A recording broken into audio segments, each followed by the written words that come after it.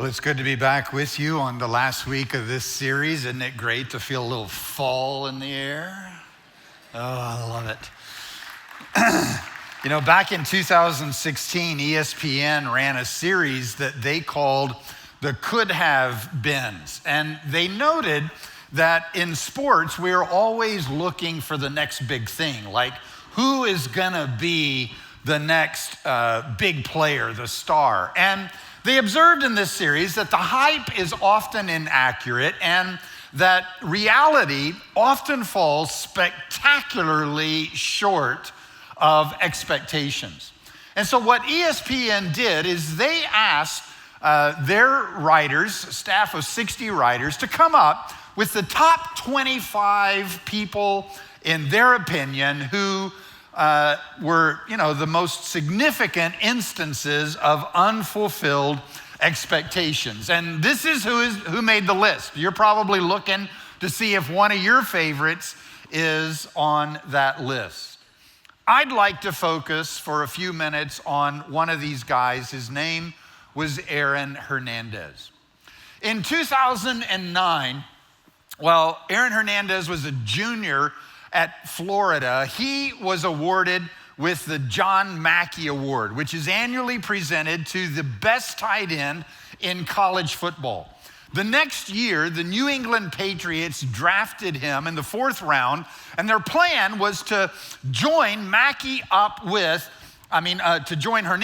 up with Rob Gronkowski, and this was gonna be the most formidable tight end tandem in the NFL. Tom Brady would throw to them, and of course they would win championships, which it worked, they did. And so in the next year, in 2012, they awarded Hernandez with a 5-year extension, and they gave him a $12.5 million bonus just to write his name on a piece of paper and agreed to it. And at that time, it was the biggest bonus that had ever been awarded to an NFL player as a tight end. But then, it all unraveled. In 2013, Hernandez was released by the New England Patriots whenever he was arrested on murder charges. You may remember that. You may have followed his trial. In 2015, he was found guilty and sentenced to life in prison. And in 2017, Hernandez died by suicide. Regrettably, Aaron Fernandez became one of the could have beens. How did that happen? Aaron Fernandez was a classic example of what we have been talking about in this series. And at the time, whenever all of this happened, nobody had any idea of why this happened to him. However, in 2018, the Boston Globe did a 6-part series on Hernandez based on over 300 conversations that they had with people who knew him, and some facts began to come out about Aaron's life. He had been sexually molested as a young boy. He had been regularly brutalized and beaten by his own father. And in order to try to alleviate the pain of his inciting incident, he turned to what Yahoo Sports called the modern tabloid cocktail of drugs, fame, money, and sex. But of course, this cocktail didn't work. It never does for any of us. And Aaron Fernandez likely never knew why he did the things he did. Why would anyone live so far below their potential when he had the chance to live a life that very few people ever get to live? Well, Aaron Fernandez, at that time in his life, he didn't have the tool that we're using for this series. He never heard, most likely, of Freytag's pyramid like most of us.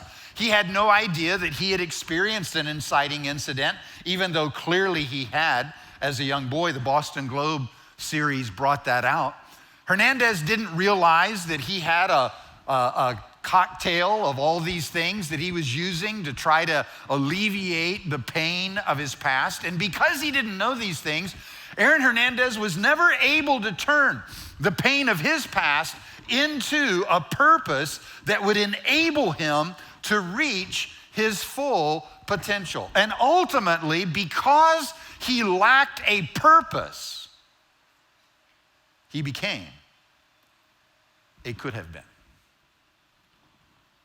Now, I tell you this not to be hard on Aaron Hernandez, because what happened to him could happen to any of us. Any of us can become a could have been, a person who has tremendous potential, but we don't ever reach our potential. In fact, as I have thought about my own story, I think probably I was on my way to becoming a could have been. I didn't discover my inciting incident until I was 52 years old. I told you that in the first week. I didn't know why I did many of the things I did. I didn't know why I was a proud individual. I wasn't raised to be that way.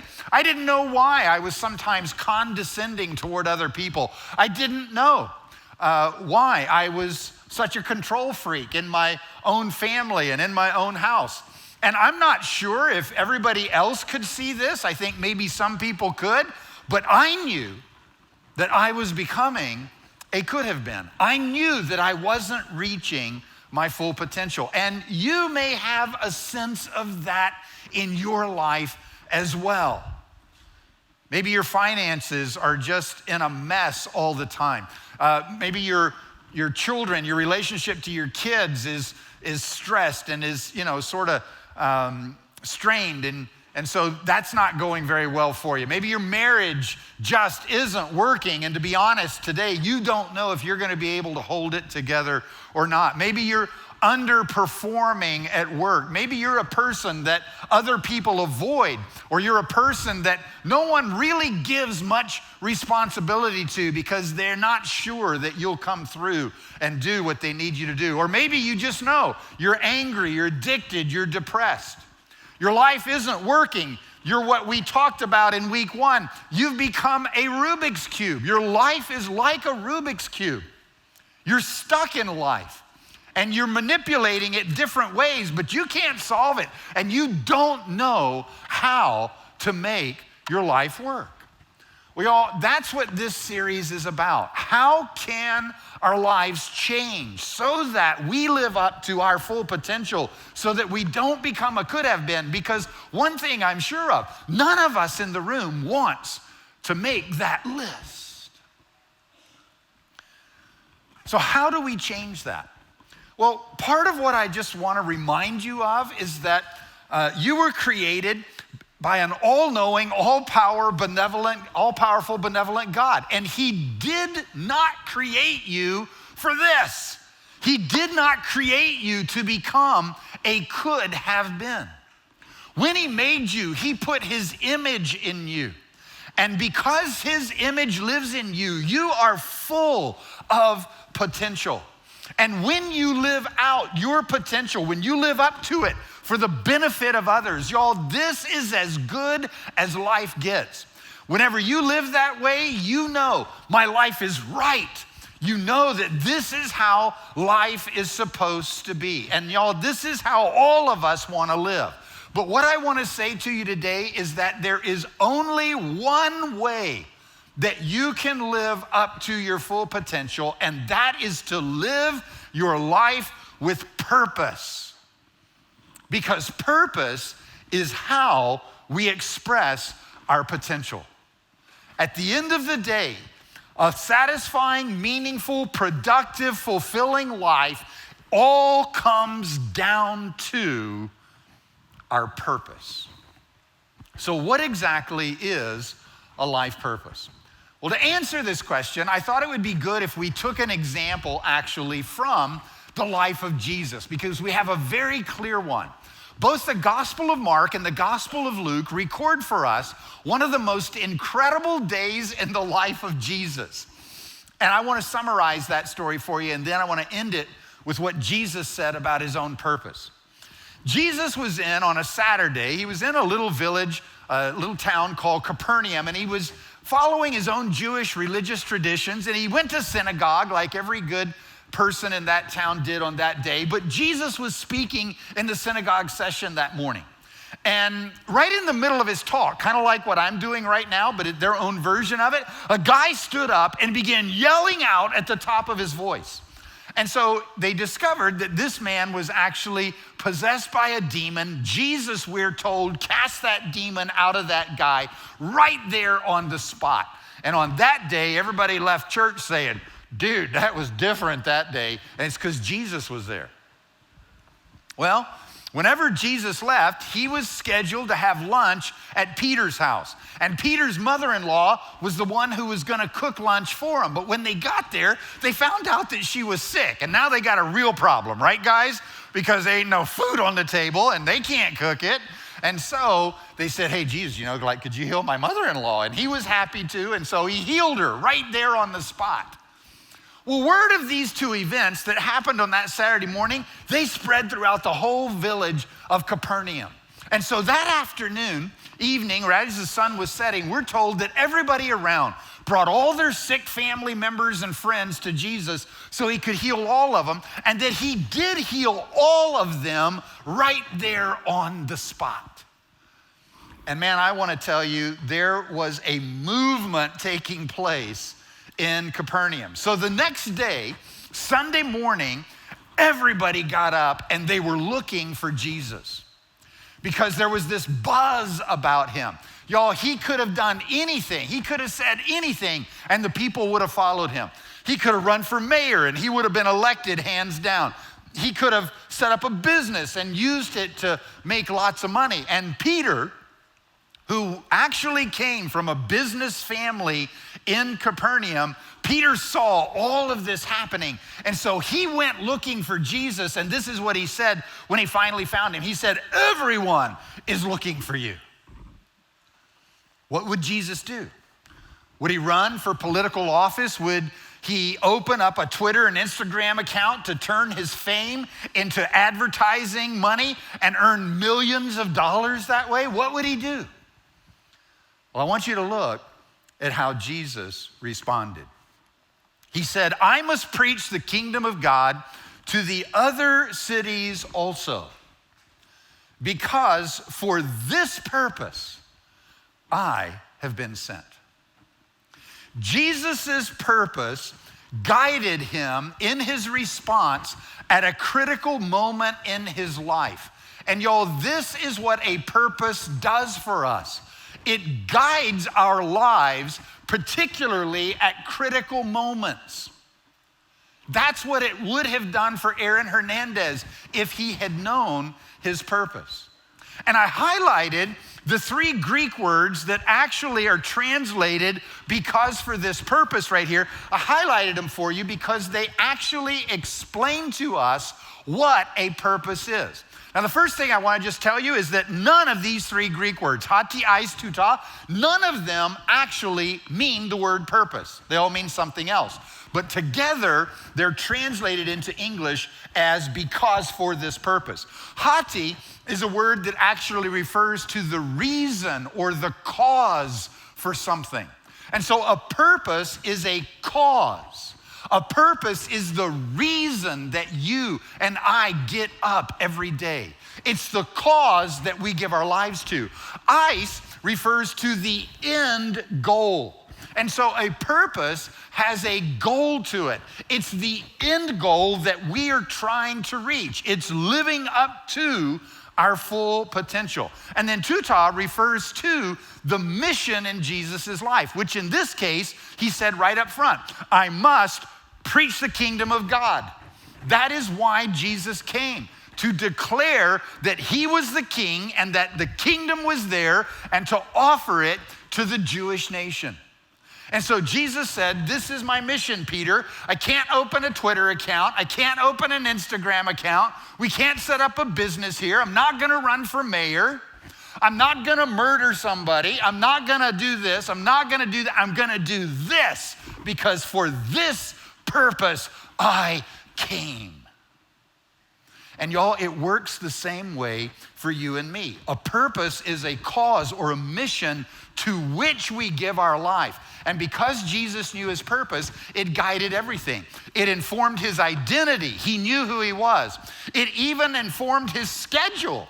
He said, I can't stay here. I got to go to these other cities. It affected his schedule. It affected his time, his energy, and his resources. It completely informed every aspect of his life. And this is why it is so important.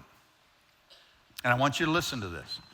If our lives aren't informed by our purpose, they will be formed by our pain. If your life isn't informed by your purpose, then your pain is gonna form your life.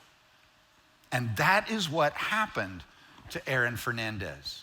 Some of you are saying, Witte, how can you be so sure? Well, this is what Freytag's pyramid shows us. It's not my opinion, it's how story works. The goal of our life begins here at equilibrium. The goal, remember we said in week 1, is to reach a new equilibrium. This is where we live out our purpose. But if you and I are still stuck back in this part of our lives, our inciting incident connected to our worst ways to try to alleviate it, this is where we become a could have been. And so, unless our life is informed by our purpose, we get stuck and we are on our way to becoming could have been. I just want to say to you, hang on. I hit something and it's not happy. Okay. This is not where you and I are supposed to live. This is not a life that's good enough for us. We were never created to live on this side of Freytag's pyramid. We have to go through it, but we were created to live here as a hero. This is where Jesus lived. It's where we are designed to live as well. And so when you discover your purpose and you live on purpose, that's when life works. That is when the Rubik's Cube of your life gets solved. You want to know how to solve this thing? You got to discover your purpose. So how do we do that? Well, purpose isn't random. It's precise. It's unique to you. You and I don't just pick a purpose out of thin air. It actually comes out of our story. And to be more precise, your purpose is born in your inciting incident. Now, I know this may be difficult to believe, but you were young when your inciting incident happened to you. But that event is what God is going to use to help you and me discover our purpose in life. And that's why it's so important for us to identify it and tell it. I have a friend that I'll call R. As a young girl, she had an event happen to her that was pretty scary for her. Might look back on it and say, well, it's not that big a deal, but it was a big deal to her when it happened to her. She and a friend in the middle of the summer got caught in the garage and they couldn't get out. And it was getting hot in there. And they yelled for hours for somebody to come, open the door and let them out. But her parents weren't home and nobody knew that they were stuck in there. And it scared her to the point that whenever she finally got out and her parents, asked her like, hey, are you okay? And she began to tell them, I'm not okay. And I felt this and it felt like that. Her parents just sort of ignored all of it. And they really didn't listen to her. And this became a pattern in her family where she constantly felt like no one listened to her, that especially her parents didn't listen to what she was thinking and feeling. But she's told her story now. She knows that about herself now. And so R has taken the pain of her inciting incident and feeling like nobody's listening to her, and she's actually turned that into her purpose so that R engages others in meaningful conversations to enhance their lives. And y'all, she's really good at it. People are constantly coming, especially ladies. Other ladies are coming to R to talk to her about their own life story, because when they do that, they have that meaningful conversation. It enhances their life. It makes their life better. It helps their lives to work. And so R's purpose grew right out of this event in her life. attaching a purpose to her pain, redeemed it. And it will for you as well. Now, there isn't time for me in this setting to go into great detail about how you discover your purpose. We are going to do that in more detail in our one-day event on November 2nd. So if you haven't registered for that yet, after the service, I want to encourage you to go to the middle pavilion and talk to Travis or Tina and get registered for that event. But I do want to just give you kind of the rudimentary components of discovering your purpose in case you can't come on November 2nd. First of all, your purpose grows out of, is kind of derived from these two things, what you're willing to do and what you are able to do. And so I want to start with the able circle. The able circle has to do with your skill set. It has to do really with what you are great at. Now, my son-in-law is a good example of this. Trevor is great at helping people fix things. And folks are constantly asking for Trevor's help. They're always asking him, hey, could you come help me do this thing on my house? Hey, my car is having this problem. Could you help me with that? He can just fix stuff. That's one reason Trevor has gone back to school. He's at UTSA. He's an engineer student at UTSA, finishing up his degree, because he understands how things work. And people are constantly asking him for that. Linda reminded me that nobody asks me to help them fix their stuff. Like, thank goodness. I'm not good at it. It's got nothing to do really with my purpose, right? And so, whenever Trevor gets on the job, what I've noticed is, it's how I feel, because I ask, he's my son-in-law. If I ask him to help, he's got to help me, right? I mean, he can't say no. So I take advantage of that, and I ask him for his help all the time. But here's what I've noticed. When Trevor gets on the job, everybody just sort of relaxes, You get all bent out of shape about something. Trevor gets there, you're fine. Because you know that he's going to figure it out, and you know he knows how to fix it. And so because Trevor has this skill set, it benefits other people. And so that's part one of your purpose. But your purpose is about more than just what you're able to do. It's also about your passion, what you are passionate for and who you are passionate for, who you care deeply about. I have another friend who, growing up in life, there were several events that really made him feel second rate. And he had that feeling pretty deeply in life. And so, as a result, he began as a teenager to go to drugs and alcohol to try to escape that pain, kind of like some of what Hernandez did, maybe what some of us do. And so he tried to escape that pain, and not only that, he also became a performer, because performing was his way of convincing himself, I'm not second rate. And it was his way of showing other people, hey, you ought to really like me and you ought to have confidence in me because I'm not second rate. And so he became a performer. But this combination of his addictions and his performance created some really big problems for him. And y'all, he nearly became a could have been. I mean, he was on the verge of it. And everybody could see it. But we worked through his story, and what he discovered is that he has a passion for people who think they don't matter. And the way he described those people for me, it was just so precise, I wanted to share it with you. He said, at Dairy Queen, there's the drive-thru. And there are certain people that go through the drive-thru at Dairy Queen, and for them, that's as good as going out to eat gets. He said, those are the people I care about. People who think their life doesn't matter. I want people to know their lives matter. And so he's passionate for those people, and it grows right out of his own story. And as a result of that, he's single-minded in his devotion to them, and he's turned his pain into a purpose that he lives with tremendous passion. And so, y'all, that is what I am asking you to do today. I'm asking you to take the next step in your life to discover your purpose in life. Because you were created for that. God created you not to be a could have been, but to reach your full potential. And Jesus showed us how to reach our full potential for the benefit of others. And when we live like that, that's as good as life can get. When we live like that, the Rubik's Cube of our lives gets solved.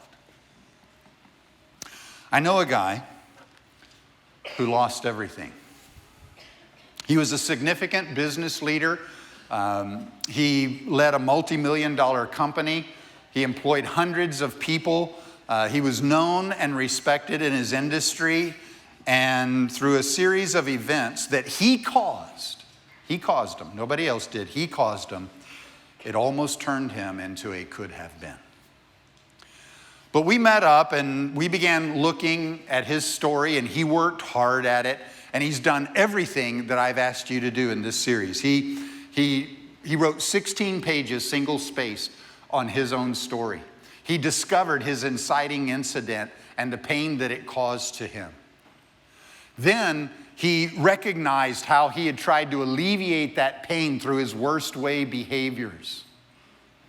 And his worst way behaviors had not only caused him to come to the brink of being a could have been, it also harmed other people and it hurt other people that he loved. And he's acknowledged that. He's working through the steps of faith and forgiveness so that he can leave that pain in the past and move on and turn that pain into a purpose. And y'all, I know this guy and I watch him almost on a daily basis live out his purpose very intentionally every day. My friend is no could have been. He's the comeback kid. And that's what I want for every one of you. And so there are a few ways that you can actually make that happen. The important thing about taking the next step and about this series is that it's not okay to just say, wow, Witte, I really like those talks. And I saw something about myself, but I can handle it over here. I'll get it worked out. I'll get it figured out. You probably won't. Most of us need help. We can go further faster if we get help. And so there's several ways I want you to do that. You can do that at City Church through signing up for PTO. It's going to be offered again in January. You can get signed up for that. Also, on November the 9th, in 2 Saturdays, there's going to be another Purpose Path with John, and you can be a part of that with him. The other thing that you can do is just here with us at the Istoria project. We're out in the center pavilion out there, and there's just a couple of things you can do. You can sign up for the one-day event that John's talked about. You can also download a video series that I've done. It's a 6-part series. The videos aren't long. They're like 12, 15 minutes long. You won't have to spend hundreds of hours to work through them, but you can work through at your own pace. And there's a special code, City Church code, that you can actually put in, and it'll give them to you at half price. I think it's the best value of everything that we're offering. And then, of course, if you're interested in one-on-one counseling, you can do that. If you want to become certified to help other people go through this, you can do that sort of thing as well. And so I just want to encourage you to take the next step. After the service, go to the pavilion, get signed up. Don't just say, it was a cool series, and then go on. None of us wants to be a could have been. And so we got to actually do something about it. Yeah, and you make a great point of, this is all great inspiration, right? And you're like, yeah, I feel something about it. It's wonderful. We were talking about it. It's like you go to a restaurant and you eat something delicious and you're like, man, I'm gonna make this when I go home. And then a week or so later, you forget what it tastes like, right? Yeah. And so we talked about equipping with tools. Hey, everybody, let's thank Witte for giving us this amazing content. Thank you so much. Good job.